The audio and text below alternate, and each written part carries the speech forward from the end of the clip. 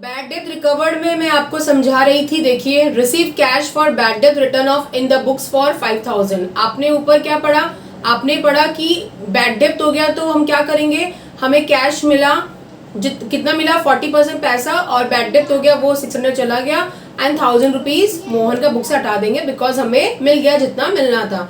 अब सपोज ये जो पैसा है ये हमारा रिकवर हो गया, ये एंट्री दूसरी है, लेकिन अब समझ लीजिए ये जो बैड डेट हुआ ना ये बाद में ठीक हो गया इसका पोजीशन और आपको बैड डेट रिकवर हो गया, तो आप क्या करेंगे बोलिए, आप करेंगे, आपको पैसा मिल जाएगा, कैश इज योर एसेट, तो वो क्या हो जाएगा आपका डेबिट।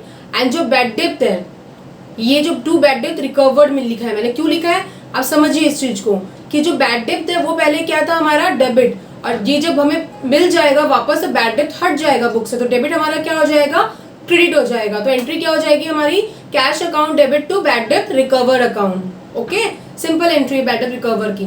ये आप ध्यान से देखिएगा, it is very important. Good use for the personal consumption, goods मतलब स्टॉक जो बिजनेस में हम खरीदते हैं बेचने के लिए, ये पर्सनल कंजम्पशन के लिए आप यूज करिए, या आप चैरिटी को दीजिए, या फ्री सैंपल दीजिए। हम लोग फ्री सैंपल्स क्यों देते हैं, एडवर्टाइज पर्पस के लिए, या आप कोई एसेट बना रहे हो। एक चीज आप हमेशा याद रखिएगा कि आप जो गुड्स खरीदते हो उसका हमारा पर्पस क्या होता है, सेल करने का। आप बिजनेस में गुड्स खरीदते हो ना तो किस लिए खरीदते हो, सेल करने के लिए, है ना।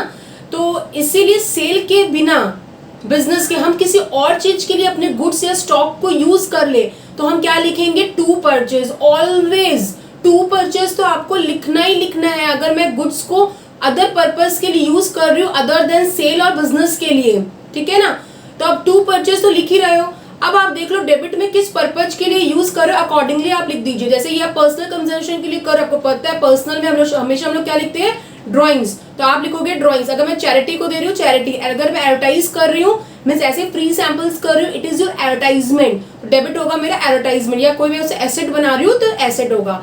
और याद रखिएगा ऑलवेज टू परचेज तो मेरे को लिखना ही है। ओके, देखिए मैंने आपको ये एक नोट भी दिया हुआ है, if good used for other purpose then always write to purchase in the credit side। ये तो आप याद कर लीजिए, टू क्रेडिट साइड में परचेज तो हमें लिखना ही लिखना है, और डेबिट आप देख लीजिए किस पर्पस के लिए आप ले रहे हो उसको डेबिट में लिख दीजिए। ओके, देखिए अब इंटरेस्ट ऑन कैपिटल, आपको पता है कैपिटल क्या होता है, जो बिजनेस का ओनर है वो कैपिटल लेके आता है, लेकिन आपको ये पता है ना कि जो हमारा जो ओनर होता है और जो बिजनेस होता है वो दोनों अलग अलग होते हैं, बिकॉज ऑफ लॉ बोलते हैं कि दोनों सेपरेट लीगल एंटिटी है, ठीक है। तो आप भी मुझे बताइए, अगर बिजनेस, अगर कंपनी को कैपिटल में इंटरेस्ट देना पड़ा मतलब ओनर को, तो उसको तो देना पड़ेगा, इसका मतलब वो कंपनी के पर्सपेक्टिव से क्या हुआ, for the company perspective, company के लिए ये क्या है आपका एक्सपेंस है, ठीक है ना। देखिए एक्सपेंस फॉर कंपनी मैंने लिखा है, तो इंटरेस्ट ऑन कैपिटल इसीलिए मैंने डेबिट साइड में लिखा है, बिकॉज एक्सपेंस हम कहाँ लिखते हैं, डेबिट साइड में, इंटरेस्ट ऑन कैपिटल। और आप उसके कैपिटल में इंटरेस्ट दे रहे हो तो कैपिटल और इंक्रीज होगा, और कैपिटल का बैलेंस आपको पता होगा कि क्या है, कैपिटल का बैलेंस है, मैंने शॉर्टकट बताया आपको, CLR, C कैपिटल, क्या बैलेंस होता है, क्रेडिट, इसीलिए to capital. Next interest on drawings, अब अगर ड्रॉइंग्स कौन कर रहा है, ड्रॉइंग समझ लीजिए ओनर कर रहा है, ओनर जब ड्रॉइंग्स कर रहा है तो आप क्या करेंगे, ओनर ड्रॉइंग करेगा तो आप जाओगे, ओनर लेके जाएगा, ड्रॉइंग्स करेगा, तो उसमें ओनर क्या करेगा, उसमें ओनर क्या करेगा, आपको इंटरेस्ट देगा कि लेगा, इंटरेस्ट कंपनी को देगा, तो it is income for the company, it is income for the company. तो टू इंटरेस्ट ऑन ड्रॉइंग ये क्या हो गया, कंपनी के लिए इनकम हो गया, तो इसीलिए टू इंटरेस्ट ऑन ड्रॉइंग आया, क्योंकि हमारा इनकम किस में आता है, हमारा इनकम क्रेडिट साइड में आता है। और ड्राइंग्स तो आपको पता ही है, ड्राइंग्स हमेशा नॉर्मली आप रखिएगा डेबिट में हम लोग लिखते हैं, तो drawings account debit to interest on drawing account. Outstanding expenses बहुत गलती होती है, इट इज योर लाइबिलिटी, इसका मतलब क्या होता है कि आपका जो एक्सपेंस है वो देने का टाइम आ गया, मतलब फॉर एग्जांपल आपको सैलरी देनी है स्टाफ की, आपने दिया नहीं है, ठीक है ना, तो आप मुझे बताओ अगर आप एक्सपेंस को दे दोगे, पे कर दोगे सैलरी को, तो हमारा जो ये है जर्नल क्या बनेगा, salary account debit to cash account, अगर आपने कैश में पे कर दिया तो, है ना। और अगर आप कैश में नहीं पे करोगे तो कैश की जगह आप क्या लिखोगे, टू आउटस्टैंडिंग एक्सपेंसेस, ये हमारी क्या होती है, लाइबिलिटी, मतलब मैंने कैश में तो दिया नहीं, मुझे बाद में देना है, बाकी ये देना, तो उसे हम बोलते हैं outstanding expenses. Okay, it is your liability. तो हमारी एंट्री क्या बन जाएगी, expense account debit to outstanding expenses account. अगर सैलरी हुआ तो salary account debit to outstanding salary account. Prepaid का मतलब होता है कि मुझे देना नहीं था, जैसे मेरा स्टाफ है, मुझे देनी था 2 मंथ्स का सैलरी, मैंने 5 मंथ्स का दे दिया, 3 मंथ्स आपने एडवांस दे दिया। और याद रखिएगा जो प्रीपेड एक्सपेंसेस उसका नेचर क्या है, इसका नेचर है हमारा एसेट, ये हमारा बैलेंस शीट में आता है। तो आप क्या करोगे, आप प्रीपेड एक्सपेंसेस ऊपर लिखोगे because it is your asset, ठीक है, और 2 एक्सपेंसेस आप नीचे लिखोगे। क्यों लिखोगे, बिकॉज ये एक्चुअली आपका एक्सपेंस था ही नहीं, आपने एडवांस दे दिया, इसलिए आप डेबिट नहीं लिखोगे, उसे क्या लिखोगे, क्रेडिट लिखोगे। ऐसे कि आपने सैलरी अगर एडवांस में पे कर दी तो एंट्री क्या होगी, prepaid salary account debit to salary account, ठीक है ना। होप आपको क्लियर हो रहा होगा। Depreciation on the assets, depreciation मतलब क्या होता है, एसेट्स की वैल्यू घटना, ठीक है ना। तो आप मुझे ये बताइए, एसेट की वैल्यू घट रही है तो डेप्रिसिएशन का नेचर क्या होता है, डेप्रिसिएशन इज योर एक्सपेंस, और एक्सपेंस हमारा क्या होता है, डेबिट में होता है, इसलिए मैंने देख लीजिए कहाँ पे लिखा है, डेबिट में। एंड इससे आपके एसेट की वैल्यू घटती है, डिक्रीज होती है, इसलिए मैंने किस में लिखा है, क्रेडिट, बिकॉज जब एसेट डिक्रीज होता है तो हम किस में लिखते हैं, क्रेडिट में लिखते हैं, ठीक है ना। एक्रूड इनकम, एक्रूड इनकम का मतलब टाइम आ गया लेकिन मुझे मिला नहीं। फॉर एग्जाम्पल आपने एफडी की 1 ईयर की, ठीक है, 4 मंथ्स हो गया, 1 ईयर बाद आपको उसका मैच्योरिटी अमाउंट मिलेगा एफडी का, लेकिन 4 मंथ समझ ले हुआ है तो 4 मंथ में मुझे मिलेगी नहीं, लेकिन 4 मंथ का इंटरेस्ट तो हमारा एक्रू हो गया ना। एक्रू मतलब मुझे मेरा मिलने का हक हो चुका है 4 मंथ्स का, उसे हम बोलते हैं एक्रूड इनकम, ठीक है। तो ये मेरे लिए क्या होता है, एक्रूड इनकम एसेट होता है, इसलिए डेबिट में है, और टू इनकम, ठीक है, क्योंकि ये मेरा इनकम हो चुका है, इनकम क्रेडिट में आता है। यही आप उल्टा ले लीजिए, एडवांस्ड, आपने किसी से इनकम आपकी हुई नहीं, आपने एडवांस ले लिया इनकम, तो क्या होगा बोलिए, आपकी लाइबिलिटी हो जाएगी वो। तो आप क्या लिखेंगे, to income receive in advance, it is your liability. And income जो है वो डेबिट में लिख रहे हैं, क्यों, because it is not your income, आपने एडवांस में ले लिया तो इनकम क्रेडिट होता है, अगर एडवांस में लिया तो डेबिट। ये बहुत रेयर यूज आते हैं आपके, ठीक है ना, फिर भी देख लीजिएगा। नेक्स्ट देखिए, मैंने इस पीडीएफ में आपके लिए और भी बनाया है कुछ माई अकाउंट स्मार्ट नोट्स, तो मोर जनरल एंट्रीज और भी बनाई है जो मैंने बहुत सारे एग्जांपल से यहाँ पे मर्ज किया है कि आप रिवाइज कर पाओ लास्ट डे में। देखिए, cash receive from Ram on behalf of Shyam, for example आपको पैसे मिले, लेकिन पैसे किसको देने थे आपको, मतलब श्याम को आपको देना था, लेकिन आके किसने दिया, राम, क्योंकि श्याम किसी वजह से आ नहीं पाया, लेकिन पैसा तो श्याम का था ना, श्याम ने दिया है, लेकिन तो बुक्स में किसको हटाओगे, श्याम को, नॉट द राम, वो उसके बिहाफ में जज दिया है, वो आ नहीं पाया श्याम तो राम ने दे दिया, तो वो पैसा लेकिन किसका था, श्याम का, श्याम आपका डेटर होगा मे बी, तो डेबिट में था तो आपको बुक से हटाना पड़ेगा, तो डेबिट क्या हो जाएगा, आपका क्रेडिट हो जाएगा, और आपको पैसे मिल जाएंगे कैश अकाउंट, ये याद रखिएगा। Bought table for 8,000 for domestic, बच्चे इसमें कंफ्यूज होते हैं, डोमेस्टिक यूज मतलब ऑब्वियसली घर के लिए, तो घर के लिए जब हम लोग खरीदते हैं तो हम लोग क्या लिखते हैं, ड्राइंग्स लिखते हैं, तो drawings account debit to cash account, okay. Bought table fan for, आपको देखना ही नहीं है टेबल फैन है कि क्या है, डोमेस्टिक पर्पज के लिए है ना, मीन्स वो घर के लिए आपका, ठीक है, ड्राइंग्स टू कैश अकाउंट। अब देखिए, paid to the bank for opening the current account, आप बैंक में गए, बैंक को बोले बैंक मुझे एक अकाउंट खोल दीजिए, तो आप क्या करोगे, आपके घर में कैश होगा तो आप कैश लेके जाओगे और बैंक में दे दोगे कि मेरे का अकाउंट खोल दीजिए, उसको आपको कुछ पैसे देने पड़ेंगे, तो आपका बैंक बढ़ जाएगा, इंक्रीज हो जाएगा। तो जब हमारा बैंक और कैश दोनों ही एसेट है, लेकिन बैंक बढ़ रहा है इसलिए डेबिट में, बैंक अकाउंट डेबिट, और कैश कम हो जाएगा बिकॉज आप उसको कैश दे रहे हो, सो आपका वो क्या है, क्रेडिट। तो bank account debit to credit account 25,000। मैं यहाँ पे नरेशन नहीं लिख रही हूँ, ओके, लेकिन आपको एग्जाम में लिखना है। Placed on the fix deposit account at the bank by transferring from the current account, होता है ना, हम क्या करते हैं, अपने फिक्स डिपॉजिट करते हैं, लेकिन कभी भी आप जब करोगे ना, बैंक में भी आप देखते होगे, आप जब भी फिक्स डिपॉजिट करते हो तो बैंक को आप कैश नहीं देते हो, आपके अकाउंट से पैसा जाता है, तो बैंक आपका कम हो जाएगा, लेकिन फिक्स डिपॉजिट आपका एक एसेट बन जाएगा, और बैंक कम हो जाएगा ना, आपके अकाउंट से पैसे चले जाएंगे, इसीलिए fix deposit account debit to bank account, fix deposit is your asset. Next, cheque receive from Z, आपका debtor and deposit into the bank, simple है, ये वेरी इंपॉर्टेंट, ये कैश बुक वगैरह में बहुत आता है। अगर आपको चेक मिला जेड से और आपने डिपॉजिट कर दिया, मैं तो यही मानूंगी मैंने सेम डेट डिपॉजिट कर दिया, अगर कोई भी डेट मुझे नहीं दिया हुआ है तो आप क्या करोगे, अगर चेक डिपॉजिट करोगे आपका बैंक बढ़ जाएगा, इसलिए बैंक अकाउंट डेबिट, और जेड आपका डेटर था तो बुक से हट जाएगा, डेटर था तो डेबिट था, और चेक दिया तो बुक से हट जाएगा, तो ये आपका हो जाएगा क्रेडिट, तो एंट्री बन जाएगी bank account debit to Z account. देखिए मैंने यहाँ पे क्या लिखा है, if nothing mention we assume deposited on the same day, okay. लेकिन ये मैंने ऐसे क्यों लिखा है बोलिए आप, क्योंकि अगर सेम डे डिपॉजिट नहीं होता ना तो एंट्री कुछ और होती है। यहाँ पे देखिए 6 number, check receive from Z, same 20 को आपने चेक किया, लेकिन डिपॉजिट कब किया आपने, 25 तारीख को, आफ्टर 5 डेज, और अमाउंट कितना मिलना था चेक में, 8,000 रुपया, तो आपको जब चेक मिलेगा तो आपने बैंक में तो डिपॉजिट किया ही नहीं, तो बैंक में पैसे आएंगे ही नहीं 20 तारीख को। तो उस समय आप एक एसेट बना दोगे जिस एसेट का नाम है चेक इन हैंड अकाउंट। क्या नाम है? Cheque in hand account to Z account. आपके पास एक नया एसेट बन गया, क्योंकि बैंक तो इंक्रीज हो ही नहीं पा रहा, क्योंकि आपने अभी चेक डाला ही नहीं है बैंक में, तो आप रख के रखे हो चेक को। चेक आपका एसेट है, बाद में पैसा मिलेगा आपको। तो cheque in hand account debit to Z, debtor जो है वो तो बुक से हट जाएगा, डेबिट था क्रेडिट हो जाएगा। जब 25 तारीख आएगा और आप बैंक में पैसा चेक को डालोगे तो बैंक में पैसे आएंगे, इसलिए बैंक हो जाएगा आपका डेबिट। और आपने एक तो ऐसे एक एसेट क्रिएट किया था चेक इन हैंड बोल के, चेक तो चला जाएगा, बैंक को आप चेक दे दोगे, तो चेक जो था वो एसेट चला गया, तो एसेट कम हो जाएगा, तो to cheque in hand account. Okay, मैं फास्ट बोल रही हूँ because it's your revision. Okay ना। Amount due from Mahesh ₹8,000, receive cheque ₹7850 in full settlement of his account on 8 April। on 5th April check receive from Mahesh dishonour. याद रखिएगा, आपने महेश से full settlement कर लिया, और मैंने आपको कहा है फुल सेटलमेंट हो गया मतलब अब आपको पैसे और कुछ नहीं मिलने।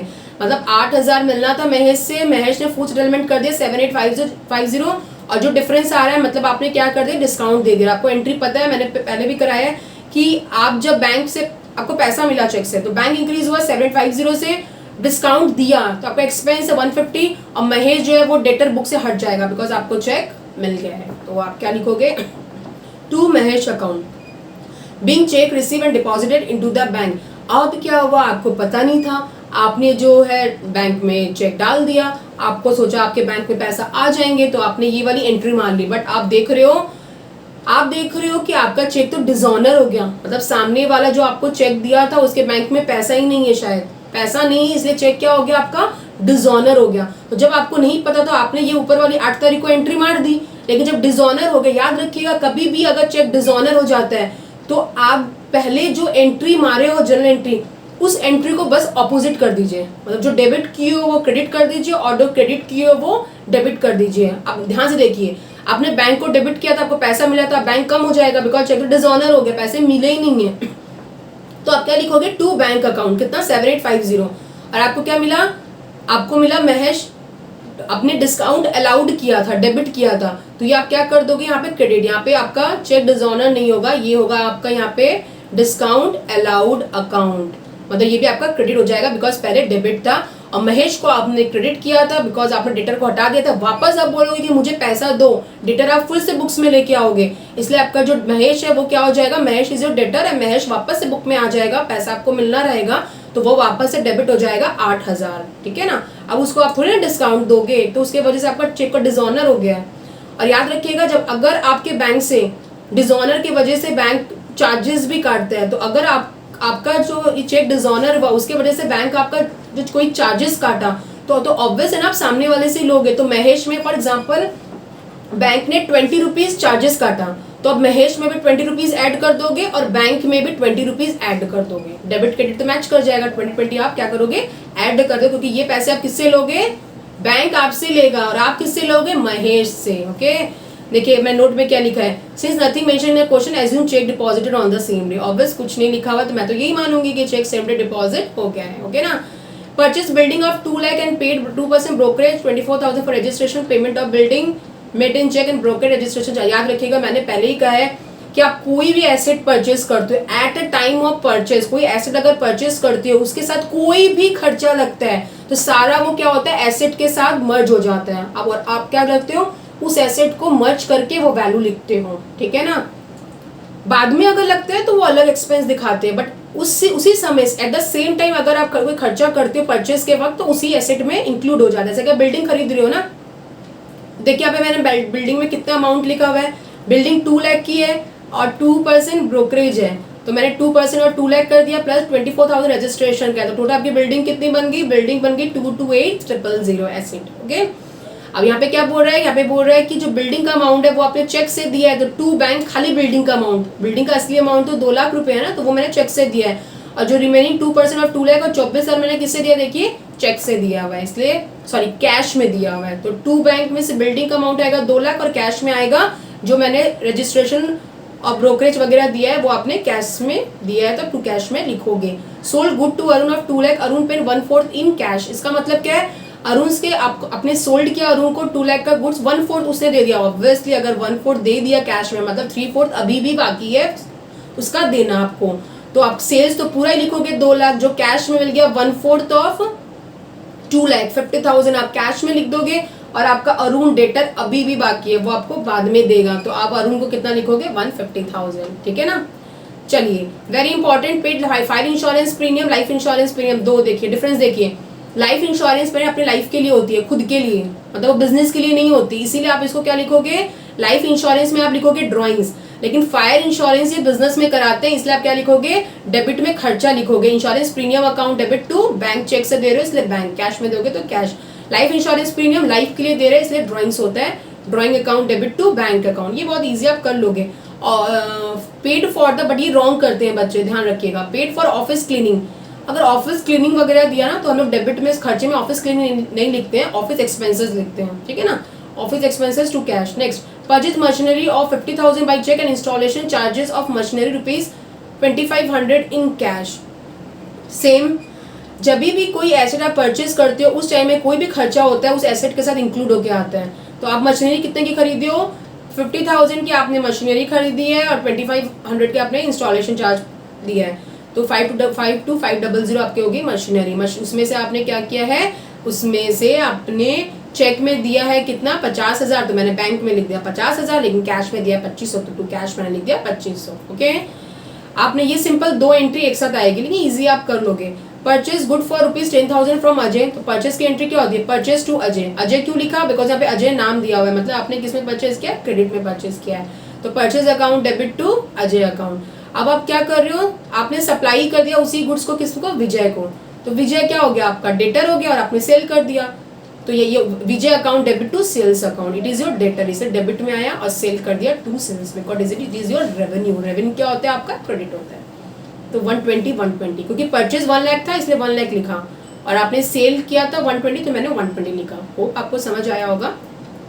Supply good costing ₹6,000 to Ram, issued invoice at 10% above the cost less 5% trade discount. देखिए आप गुड्स परचेज किए जिसका दाम है, आप सप्लाई कर रहे हो गुड्स को 6,000 का, लेकिन आपने उसमें 10% क्या क्या ज्यादा चार्ज किया, प्रॉफिट ले रहे होगे आप, तो यहाँ पे क्या आ जाएगा, इस अमाउंट को आप ठीक कर लो और भी अपने से 6,000 है प्लस 10,000 ऑफ 6,000, तो जो अमाउंट आएगा उसमें आप क्या करोगे, सेल करोगे, लेकिन क्या है जो आएगा यहाँ पे ये करके अमाउंट, उसमें 5% आप क्या करोगे, 5% ऑफ जो भी आएगा यहाँ पे आप डिस्काउंट कर दोगे। आप देखोगे आपका जो अमाउंट आएगा वो आएगा 6270। और ये कैसे आया, ये ट्रेड डिस्काउंट माइनस करके आया, और आपको पता है ट्रेड डिस्काउंट बुक्स में नहीं आता डिस्काउंट, लेकिन उसका जो 5% है वो माइनस करके आता है, लेकिन डिस्काउंट हम लोग मेंशन नहीं करते हैं।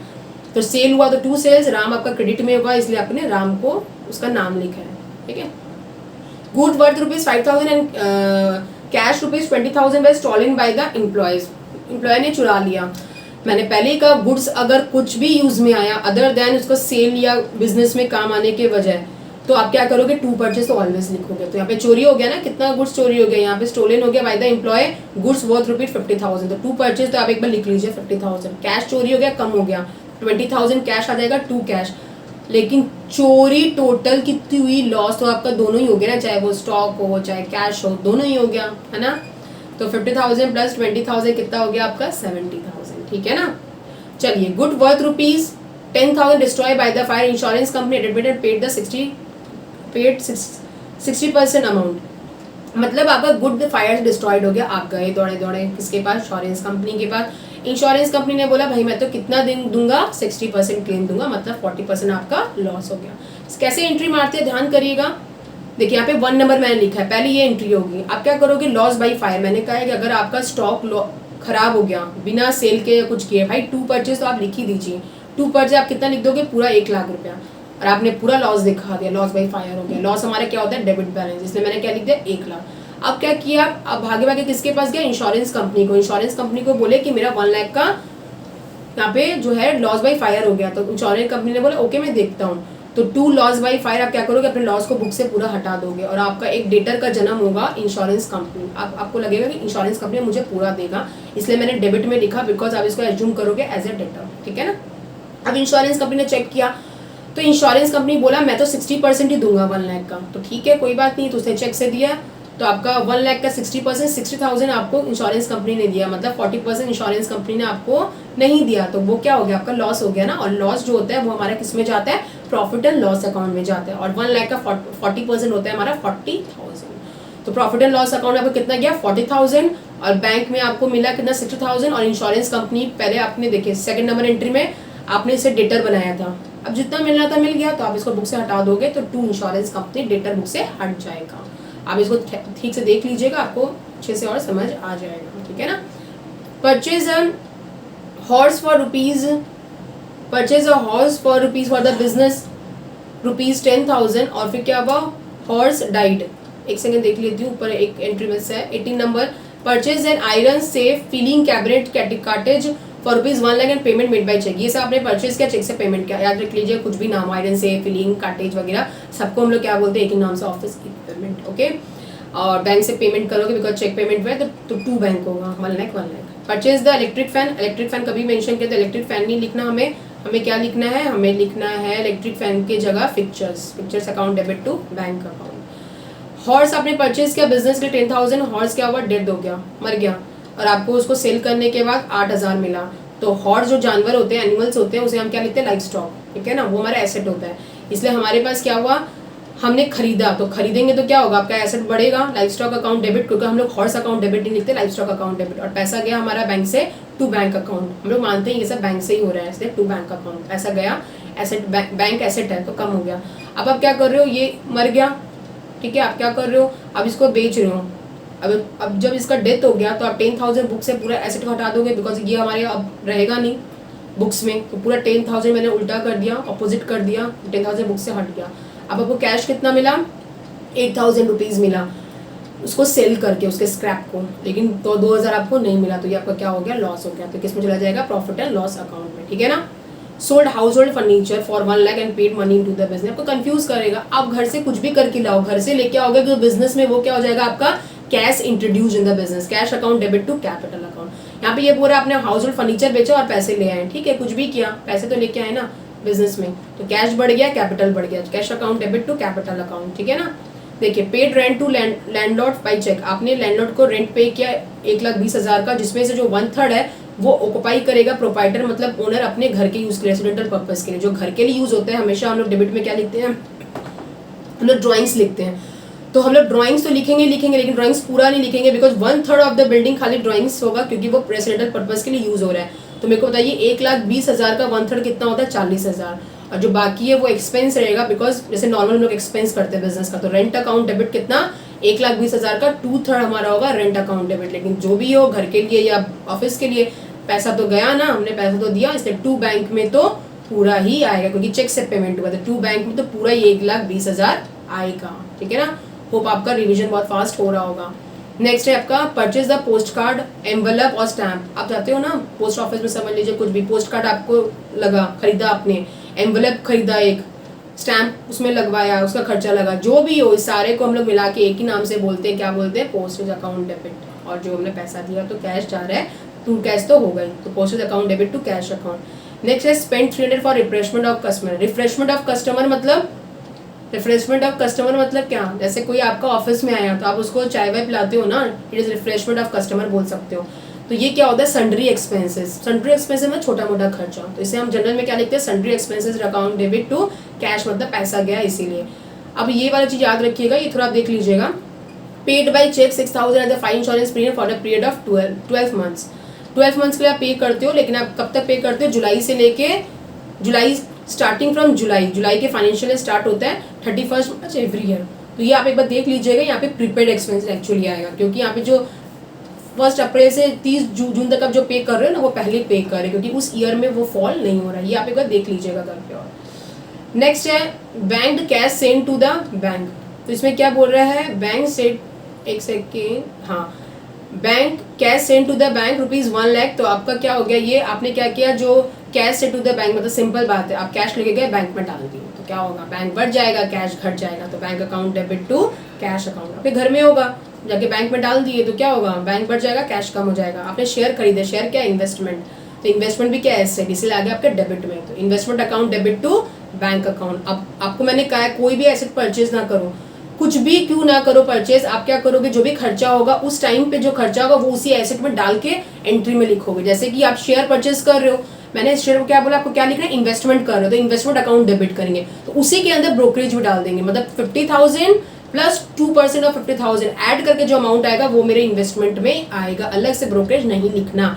टू बैंक, हम लोग चेक से पेमेंट कर रहे हैं। Next, paid to Ashok out of which business fund for the repair of Ganesh residential house. Business में पैसे कुछ दे रहे हो, किसके रिपेयर के लिए, गणेश के रेसिडेंटल हाउस से कुछ रिपेयर के लिए, तो भाई घर के लिए दे रहे हैं ना, पर्सनल यूज के लिए, तो ये हमेशा ड्राइंग्स आएगा, पैसा गया तो टू कैश आएगा, ठीक है ना। Next, interest on capital 2 lakh rupees 8%, तो ये क्या होगा, 2 लाख पे 8%, पूरा साल भर के लिए, डेट देख लीजिएगा, पूरा एक साल के लिए। अगर 2 महीने के लिए होता तो 2/12, 3 महीने के लिए होता 3/12, ऑब्वियसली ये फुल ईयर के लिए है, एक साल के लिए, ठीक है। तो यहाँ पे हमने क्या किया, 2 लाख का 8% मैंने किया तो हमारा अमाउंट आया 16,000, और मैंने अभी बताया उसका जो एंट्री है वो क्या होता है, कंपनी के लिए वो क्या होता है, एक्सपेंस, इसलिए debit interest on capital account, और कैपिटल बढ़ जाएगा तो टू कैपिटल अकाउंट।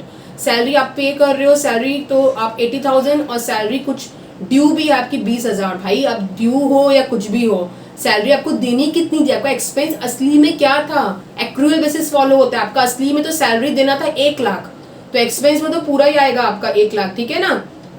अब जो आप कैश में पे कर चुके हो तो टू कैश लिख दीजिए, और जो कैश में नहीं पे किया आपका हेडेक है, आपका आउटस्टैंडिंग सैलरी आउटस्टैंडिंग है, means it is your liability, मतलब आपका खर्चा जितना होता है वो तो आपको पूरा ही लिखना पड़ता है डेबिट में, सैलरी पूरी आएगी, कैश जितना दिया टू कैश में लिखा, और जो नहीं दिया उसमें मैंने क्या लिखा, to salary outstanding. Next, receive an order for the goods for rupees 1 lakh from mister Rajan company, ये कोई नहीं आएगी एंट्री, क्यों नहीं आएगी एंट्री वाली, बिकॉज आपने सिर्फ ऑर्डर रिसीव किया है, कुछ हुआ ही नहीं है ट्रांजेक्शन, ठीक है, एंट्री नहीं आएगी। Receive order for goods from mister Rajan company और 5 लाख अगेंस्ट चेक रिसीव, मतलब आपने रिसीव किया ऑर्डर गुड्स का राज कंपनी से 5 लाख का, चेक के साथ 18,000 एडवांस, मतलब आपने गुड्स अब तक भेजा ही नहीं, कुछ हुआ नहीं, आपको उसने ऑर्डर दे दिया कि इतना भेज दीजिएगा और एडवांस में चेक दे दिया, और एडवांस मतलब क्या हो गया, आपके लाइबिलिटी है, इसीलिए आपका जो ये है ना मिस्टर राजन कंपनी, ये आपके लिए लाइबिलिटी हो जाएगी, इसलिए आपने टू मिस्टर राजन कंपनी लिखा, लेकिन पैसा तो आ गया चेक से, इसलिए बैंक को डेबिट कर दिया, बिकॉज आपका एसेट बढ़ गया, तो एंट्री क्या हो जाएगी, bank account debit to mister Raj account, because Raj ने आपको एडवांस में पेमेंट कर दी, तो एडवांस पेमेंट कर दिया तो मिस्टर राज आपका लाइबिलिटी हो गई। आपने क्या होगा, goods for rupees 220,000, furniture for value 10,000 destroy by fire. अब मैंने पहले ही कहा कि अगर आपका गुड्स बिना बिजनेस में यूज हुए कुछ भी खराब हो गया, कुछ भी दे दिए, तो टू परचेज तो ऑलवेज लिखोगे, 20,000 आपने लिख दिया, गुड्स का दाम 20,000 है, और फर्नीचर भी कम हो गया, बिकॉज जो हमारा फर्नीचर है वो भी क्या हो गया, फायर से डिस्ट्रॉय हो गया, तो टू फर्नीचर हो गया, लेकिन लॉस बाई फायर क्या हो गया, 20,000 का गुड्स जल गया, फर्नीचर 10,000 का, मतलब 30,000 क्या हो गया मेरा लॉस बाई फायर अकाउंट, ठीक है ना।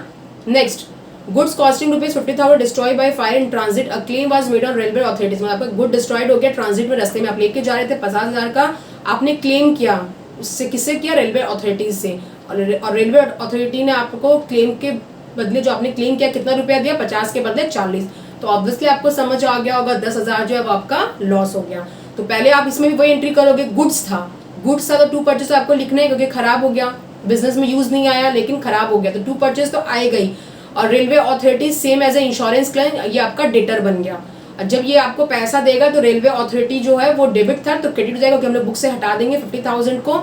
अब क्या हुआ, वो आपको चेक में पेमेंट किया, तो बैंक अकाउंट डेबिट 40,000 लिख दिया, क्योंकि बैंक हुआ।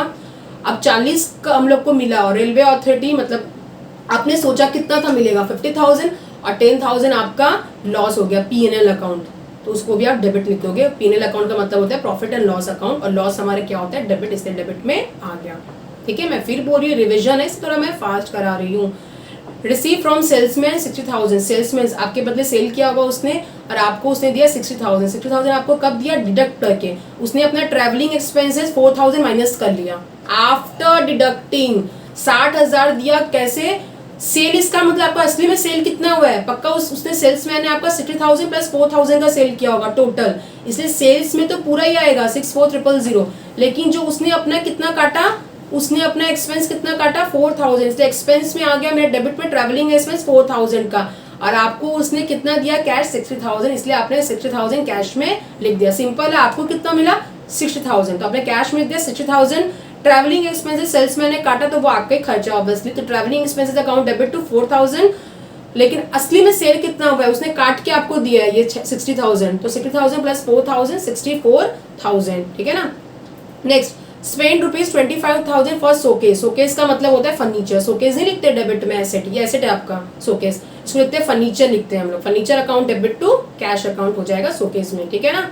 Next, receive a VVP from the Ram ₹2,000, फिर आप देख लीजिए send a peon to collect it who paid 150,000 as a cartridge.